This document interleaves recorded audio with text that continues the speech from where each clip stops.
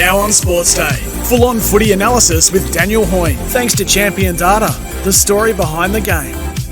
They are the official AFL data partner for over 20 years. Champion Data, the story behind the game. Welcome, Hoyney. G'day, Kane. Gerard, how are we going? What's the data say about the boom gate? How many times it goes up or down when it's supposed to? I reckon I've parked in that car park 1,000 times, and I've never, ever had that experience. Being third in line and not being able to move for 25 minutes was extraordinary. So, but we're here. Okay, well, let's run through the profile as we normally do. We've got a set formula for you.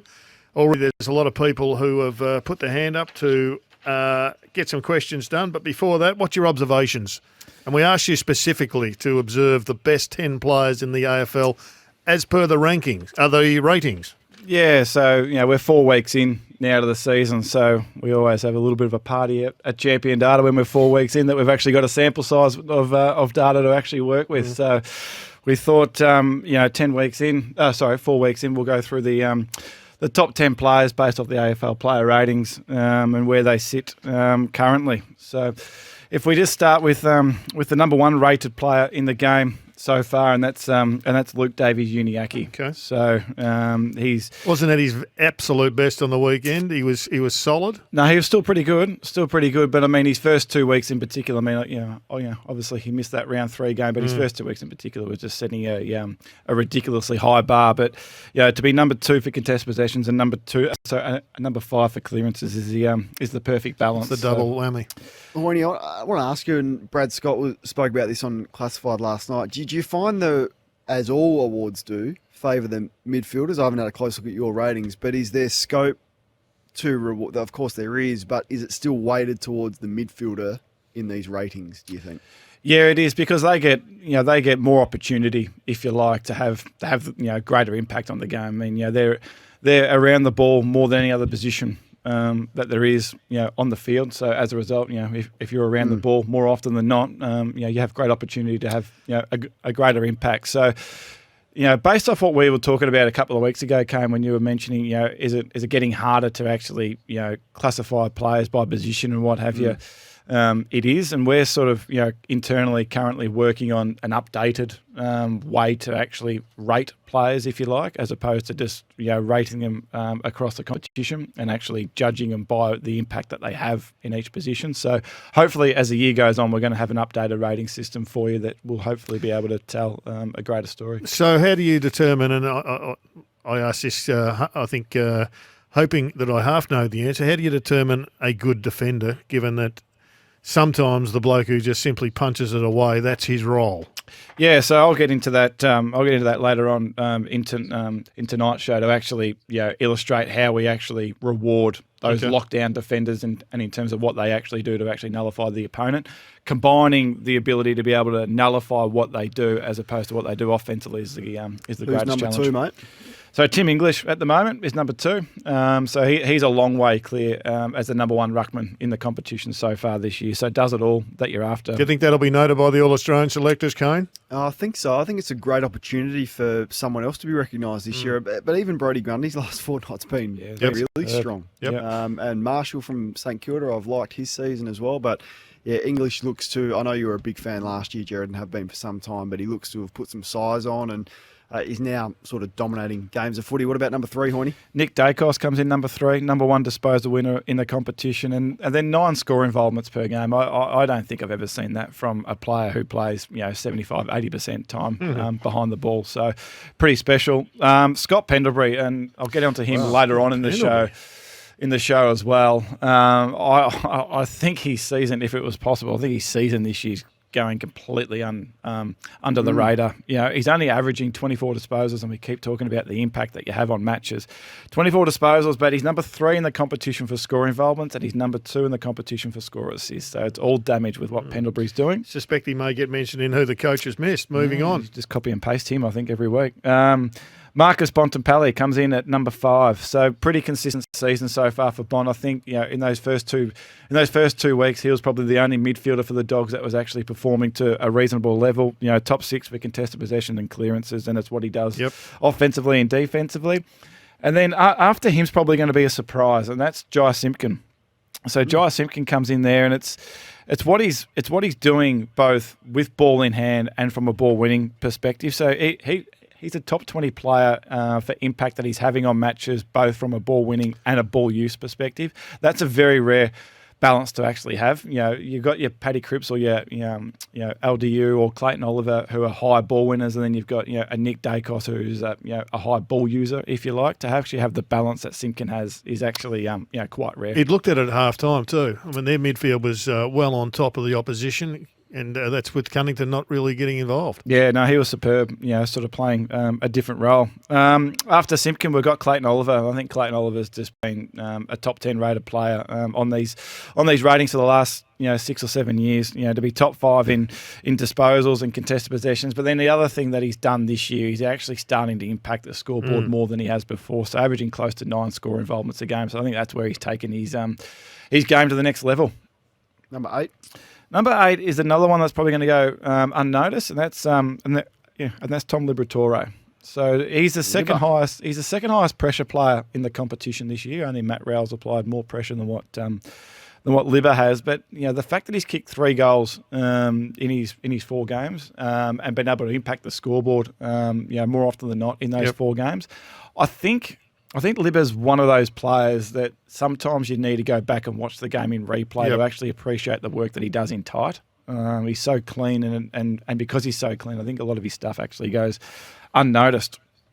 And then after him, we got Errol Goulden at number 9. So Errol Goulden, his work from a field kicking perspective and what he's doing on the outside is extremely damaging. We talked about his move a couple of weeks ago into a permanent midfield role has been significant for the Swans. And then coming in at number 10 is Jeremy Cameron, and probably the only reason why he's not 1, 2 or 3 was just his inaccuracy in Game 3 against the Gold Coast. Other than that, his performances this year have been fantastic. There is the top 10 rated players by Champion Data through the first 4 weeks of the season. Luke Davies-Uniacke, Tim English, Dacos, Pendlebury, Bont, Jai Simpkin, Oliver, Lib, Errol Goulden and Jeremy Cameron. Before we get to your 7 main talking points, just this question for you, Hoyney, from Simon. I remember Champion Data used to rate Jack Sinclair elite long before most rated him when he played as a forward pocket. Apologies for not fully understanding everything about the ratings, but what makes Sinclair so good? Yeah, so the ratings just take into account three key things of the game, if you like. It's how you win it, what you do with it, and where on the ground you actually win it. So those that actually win the ball in a contest in dangerous areas on the ground and then use it well are going to get rated highly. Those that win the ball on the outside need to use the ball extremely well to actually be rated highly. Inaccuracy in front of goal is a real killer, hence why Jeremy Cameron's game against Gold Coast didn't get rated so highly. He missed a couple of straightforward shots that he usually gets. So just those 3 phases: how you win it, where you win it, and what you do with it. So that brings me to the Bombers. And Jake got 10 coaches' votes, and yet he kicked 4 goals, 6. How did you rate his game? So if he had have actually kicked 6 goals, 4, his game would have been even higher rated. And we had him as the second highest rated player on the ground on Saturday, despite kicking 4 goals, 6. I mean, that just shows just how damaging and dynamic his game actually was. Does it also indicate he was missing shots from difficult angles? Spots? Yeah, correct. Okay, let's move on. You've got your 7 main talking points. Yeah, so I thought we'd just start with the Collingwood ruck discussion, and I think it's pretty easy to firstly analyse that performance on the weekend and think that it was down to Collingwood's lack of ruckman, if you like. And I've read that about 12 times. Yeah, and I was really interested in Craig McRae's take on it post game, and I'm sort of with him a little bit that his main sort of metric in terms of assessing the ruck battle was the scores from clearance battle, and the fact that Collingwood were able to score 50 of their 85, 86 points, whatever it was, from clearance, and actually kept Brisbane to 35. So they've won that battle quite easily. And the ruck conversation's an interesting one. So Brisbane have 15 hit-outs to advantage.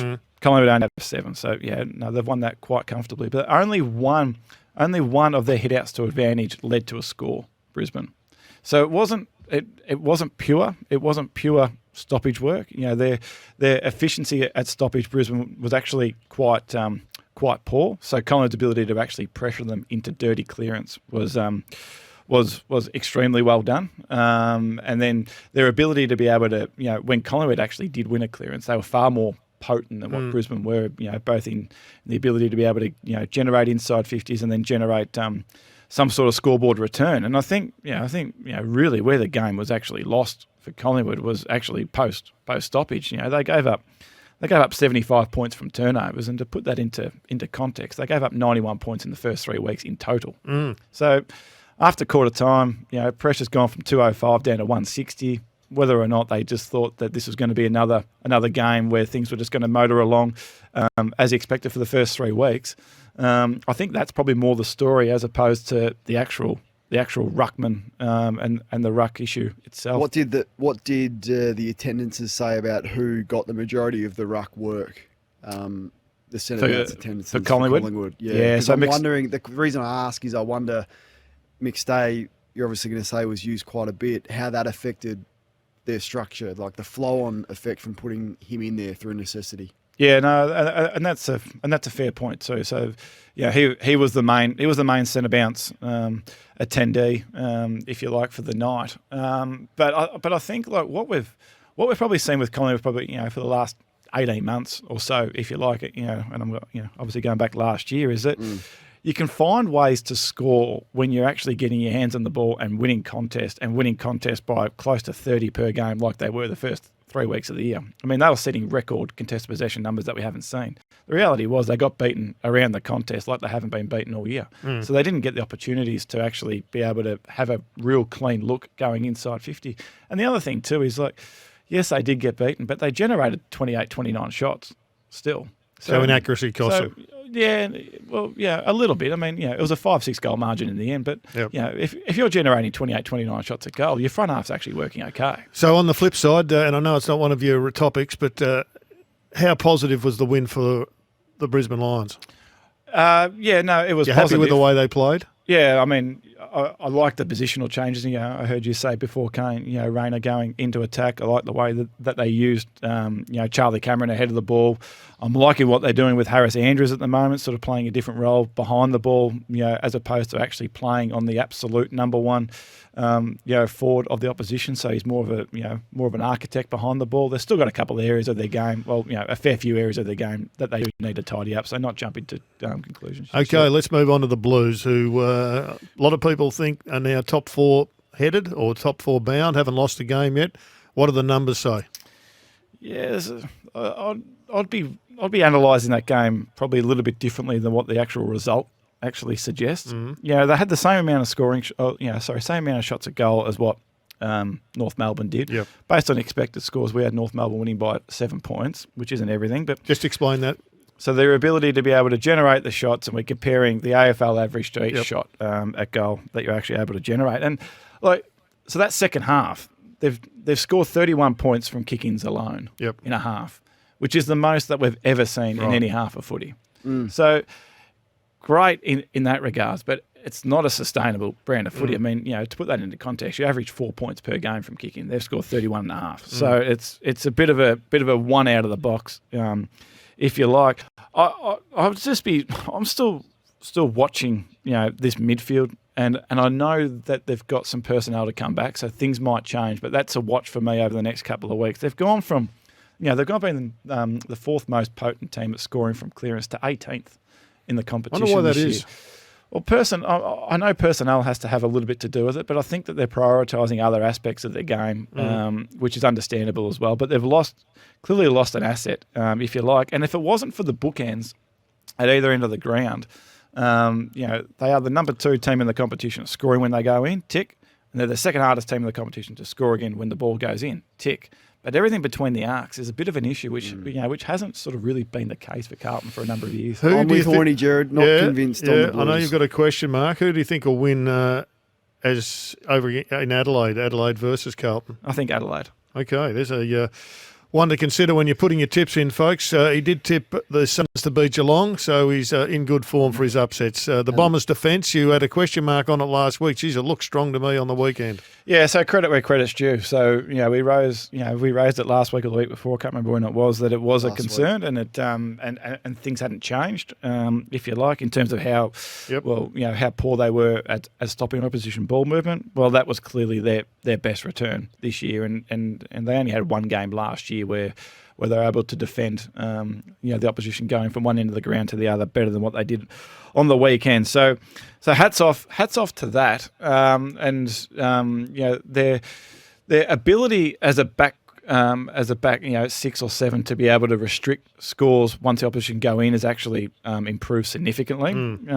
But it's red hot in the weekend. Yeah, but it is killed the game. But it is interesting. I still, before we get carried away a little bit, I still want to see them really challenge from a ball movement perspective where teams are actually going to go at them, because so far this year, when it comes to defending stoppages, they're the third easiest team to score against when you go in from stoppage. So you're going in at speed from stoppage, and they've been the third easiest team to score against. When they go in against turnover, they've been the third hardest team to score against. And I think that's partly due to the way that they're playing this year, in terms of that they want to control the ball a little bit. They want to protect their back half of the ground, which and then defend the turnover, which they're doing really well this year. But I still think teams could potentially come up against that and actually understand where they're coming from and actually try and actually challenge the Bombers a little bit more than what we've probably seen so far this year. Daniel Hoyne from Champion Data live in the studio, 0433 90 1116. We'll get to a few of your text messages shortly. Where have North Melbourne improved this season, Hoyney? Yeah, so obviously off the back of what we just talked about at the very start. So having two players, to be rated in the top 10 players in the competition this season is a huge tick, and then having two of them, being predominantly midfielders is a huge tick. So I think if you're a North supporter for the first time in probably 24 months, 36 months, you can actually go to the game now, sit down, watch a North game, and know what you're going to get from your midfield group. I don't think you've known what you're going to get from any third of the ground for probably the last 2 years, 3 years, and that might sound harsh, but I think that's probably reality, if you like. But so far this year, they're 6th for contested possession differential, 5th for ground ball, and 4th for clearances. So that's a huge tick to this midfield group, and they've invested heavily from a draft, perspective in that group, and sort of what they're doing as individuals. I think Tom Powell's starting to come along quite well now. Sort of playing that high half forward role, getting spat into the midfield. I think Will Phillips still needs a lot of time. The kid's missed 18 months worth of footy, so he's still going to need a bit of time in there. Did a couple of nice things on the weekend. Yeah, but I think as a North supporter, I think it's just exciting to see that you've got a strength area which you probably haven't had a strength area for, as I said, for the best part of 2 to 3 years. What about Taylor Walker and his continued rebirth? Yeah, well, I'm interested in what you think in regards to his impact on matches, Kane, because the last 2.5 years, 3 years, so since 2021 when his form's really turned around, only Toby Green's been involved in more scores for his team than what Taylor Walker has, and sort of, we look at what he's doing this year, and accuracy in front of goal has actually probably hurt him a little bit more, which is very unlike Taylor and what he's done across his career. But for a key forward this year, he's the number 1 forward 50 ground ball player in the competition, which might surprise people. And he's the number 1 score assist player in the competition. So I think that we've lauded what Tom Hawkins has done for the last 10 years, 12 years, and fair enough too. Tom's been an absolute champion, but what Taylor's done over the last 2 years, 3 years in a team that hasn't won as many games has been almost to the equal of what Hawkins has done. And Hawkins is I think he's got what has he got, last 3 or 4 All Australian jackets or whatever he's done as the full forward role, but I think this guy needs to be celebrated. He might be coming to the end of his career. I'm not too sure how long he's got to go, but what he's done and to be able to help Tilthorpe and Fogarty, and this front half of the ground is so dynamic now, and Rankin and Rochelle are getting so much of the credit, and fair enough too. But I think this guy deserves to get some accolades along the way. Kane, can I ask you, I've always thought he works harder and longer now than he did in the early part of his career. Do you find Taylor Walker, just looking at him, fitter than he was in his early years? Yeah, absolutely, Gerard. And you don't have the success that he's had without doing that. And that was maybe way back in the Neil Craig days where he really made him earn his position in the side. Maybe that was the query on it, but there's no query on his fitness now. And the strength to be able to take the forward 50 ruck work, and it's interesting you mentioned Hawkins and Taylor Walker. They're the best two exponents of it, perhaps ever. Like, maybe that's ridiculous. Maybe there's been Paul Salmon or someone that was better that's not at front of my mind. But the amount of scores that they are involved in from forward 50 stoppages, and I'm not sure if you can get the numbers when we give you a bit more notice, Hoyney, but either teams haven't woken up to it, I'm sure they have, or these two are just that good that they generate that many scores from their ruck work as well, which is a real strength and a real bonus for them. We'll get to the defensive ratings, the best ball users in the game, who the coach has missed, Hoyney's gem and Hoyney's horror still to come, as well as your questions off the temper text. Daniel Hoyne from Champion Data breaking down round 4. So we're moving on to your 7 main talking points, and we are up to number 6. What have you noticed with defensive ratings? Yeah, so I just wanted to throw this out there, and we'll constantly revert back to this as the year goes on, but just to give the defenders some love, and we're having a look at those that are are in the team to really shut down the opposition key forwards more often than not, as opposed to playing as a pure attacking intercept role. And so far this year, there's been no better lockdown defender than Dougal Howard, and that probably goes hand in hand in terms of what St Kilda are doing defensively. Then we've got Sam de Koning, who comes in next. The surprise for me is Jake Lever. So Jake Lever, we talked about him a couple of weeks ago, that his intercept work is back to what it was in 2021. Yep. But now he's playing on some of the best key forwards in the competition as a result of Harrison Petty getting thrown forward as a bit of an experiment. So he's actually getting exposed a little bit more. So I think people actually need to treat Jake Lever a little bit differently, as opposed to just that third man up, playing on no one, just there to to purely intercept the opposition. And then just on the flip side, just wanted to throw a couple of names out there that are actually sort of struggling to really curtail their opponent this year. And obviously, James Sicily had a pretty rough day yesterday on Jeremy Cameron, and he had a rough day in round 2, playing mainly on Isaac Heaney that day. Daria Joyce is actually struggling a little bit at the moment in terms of his lockdown role, which I said before, the Harris Andrews getting freed up is a tick, but they still need to really sort of find who that replacement lockdown defender is. And then just 2 other names of note, Dylan Grimes. So Dylan Grimes got a little bit of a touch up against Jamie Elliott in round 3 and Charlie Curnow round 1. Yep. And then the other one is Darcy Moore. So we've spoken about Eric Hipwood a little bit on this show, and he had his best performance on the weekend, and that was mainly against Darcy Moore. So he's struggled a little bit more than what he has done previously. So just throwing that out there. Offensively as well, I reckon. I don't think he's been as impactful when the team's got the ball as well as defensively. And finally, your 7th talking point was the ball users. Yeah, so just watching Geelong yesterday and just seeing the inclusion of Mitch Duncan to their team and what it actually did in terms of being able to help them offensively, and he's been one of our better ball users off our kick rating measure, which takes into account the degree of difficulty of your kick and whether or not you actually hit that kick, if you like. So if you're a plus 10, you're kicking 10% above AFL average based on the kicks that you're trying to pull off, and if you're minus 10, you're kicking 10% below AFL average based on the kicks that you're trying to pull off. So I just wanted to throw out there some names, and you're going to and believe me, Kane hasn't actually asked for this, so this is off my own doing. So the best kick in the competition so far this year has been Kyle Langford. So he's kicking 17% above AFL average so far. And then coming in number 2 is Jason Horne-Francis. Say it again. Because he gets a lot of feedback, so it's good to give him some positive reinforcement. I'm telling you, he hasn't asked for this. So he's coming in at number 2. He's kicking 16% above AFL average this year. So a huge tick there to Jason.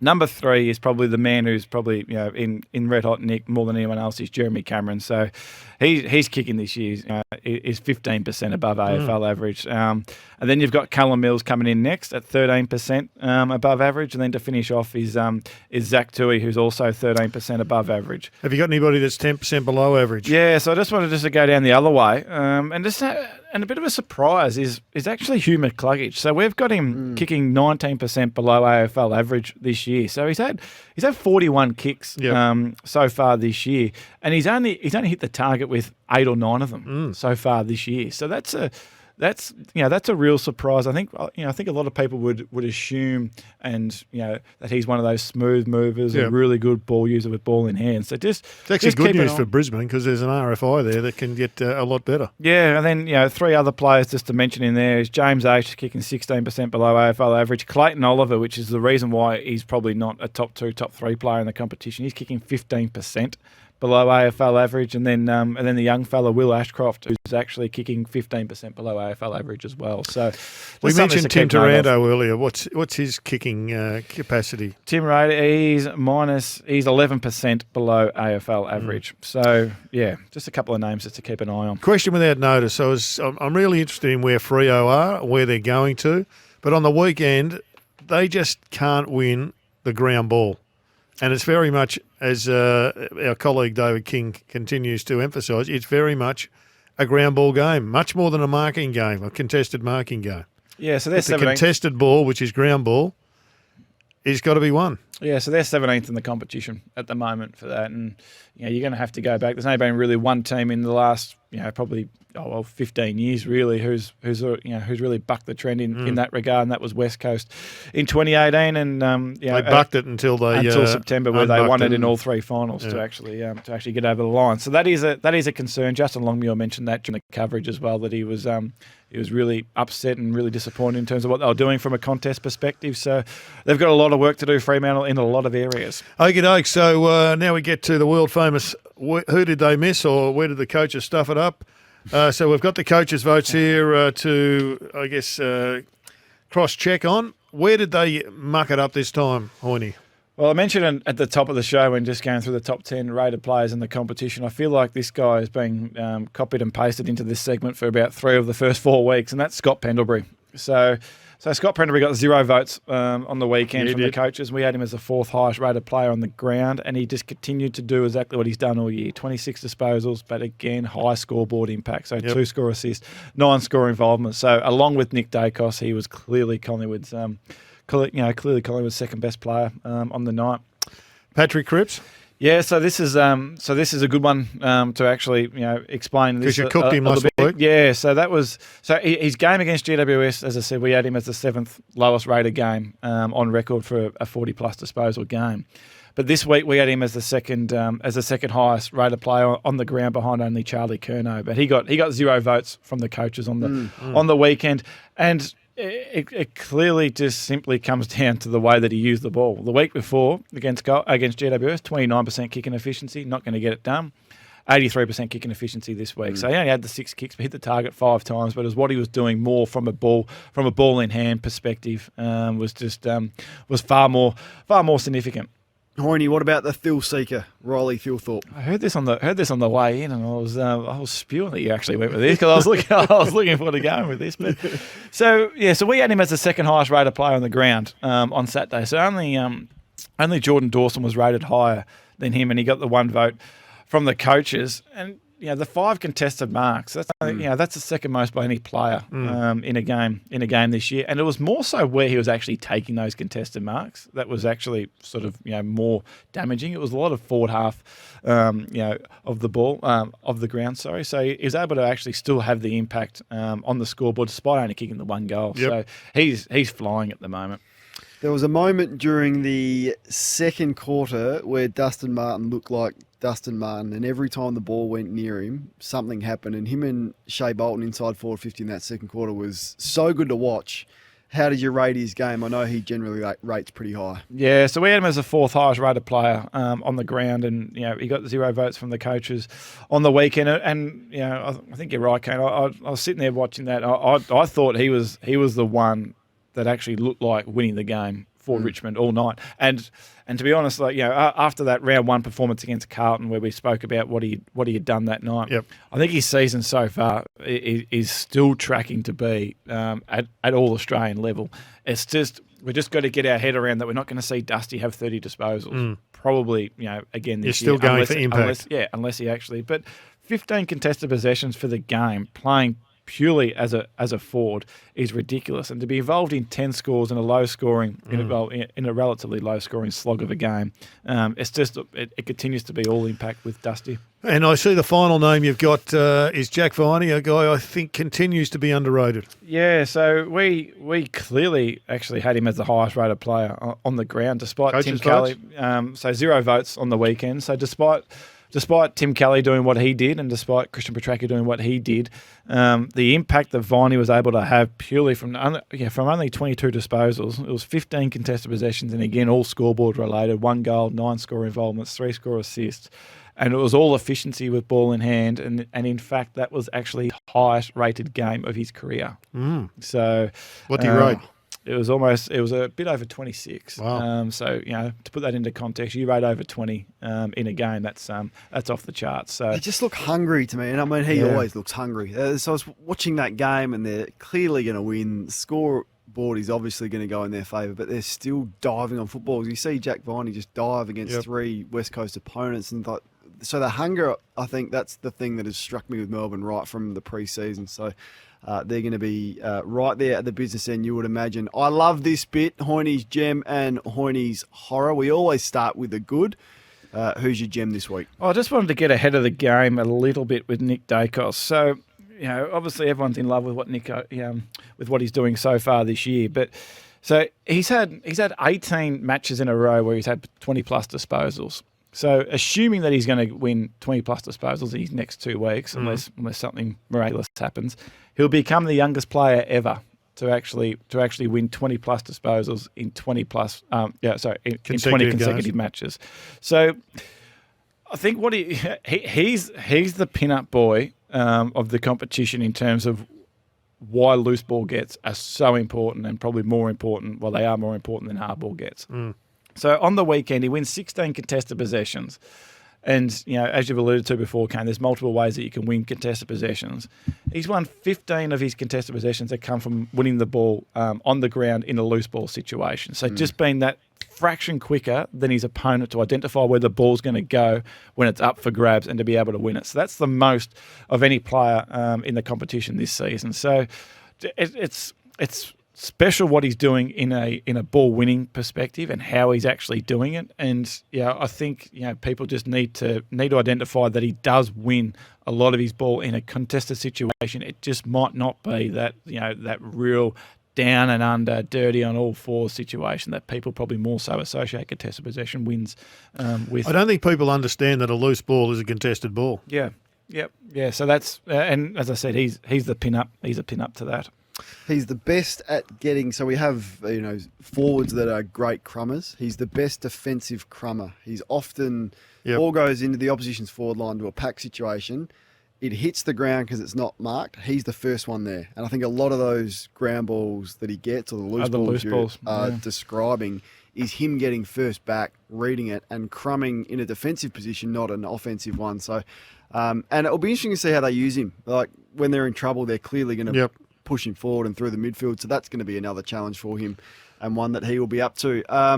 Yesterday was pretty ugly for the Hawks. Yeah, it was. So there's just a couple of there's just 2 horrors here. One for Hawthorn that I'll start with. So the one inside 50 in quarter 3. That's the equal fourth time that we've ever seen someone only have one entry in a quarter. It's not good. That would take into account the Giants' early days when they were full of 18-year-olds, and same for Gold Coast? Yep, no, absolutely. So we've only seen it happen 4 times in our 24 years of actually doing that. And I think I've heard you guys talk about this before. It just came from nowhere, really, just given how much they actually dominated that game in the first half. And the other one is Richmond that I just wanted to throw in there as well. So they had a streak where they kicked 7 goals in a row in that second quarter. And just to put that into context, since 2010, so what's that, 13 years worth of data, only 8% of the time do you lose a game when you've had a streak like that. When you've kicked 7 plus goals in a row.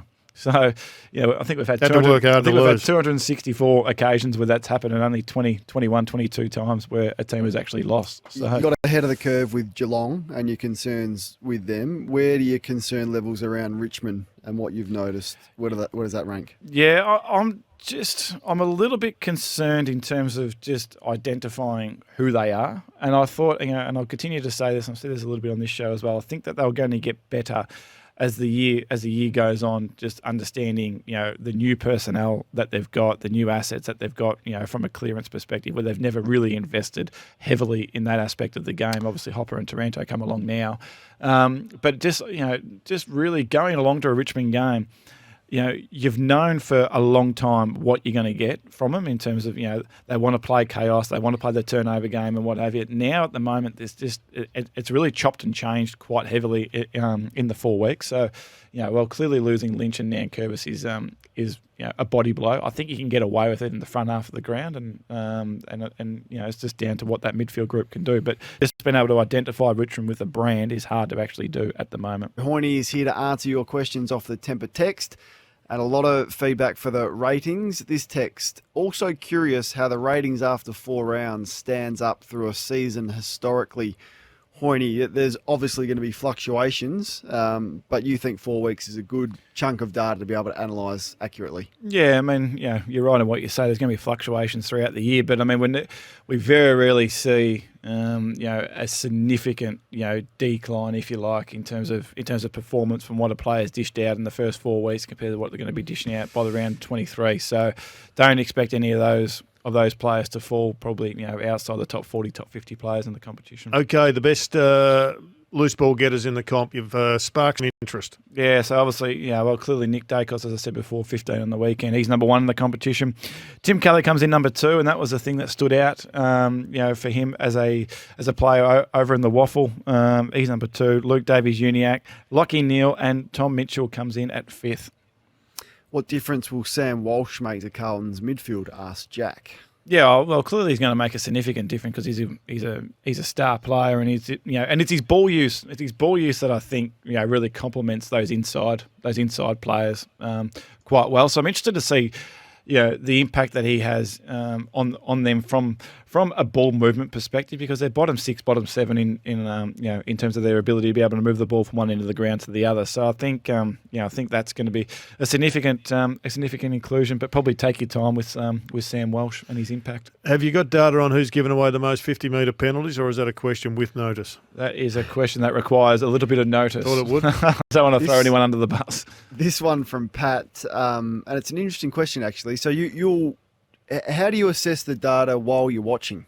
Is it constantly hand in hand, like watch, refer to data? Like, just give us your viewing experience. I'm a weirdo, Kane. I can't get the data outside of my head, so I'm constantly thinking about how did that team score, how did they move the ball, who's winning contest, who's winning clearance. So it's always vision to data and then back to vision. Kane, as Glenn Luff famously said, without the data, you're just a flog with an opinion.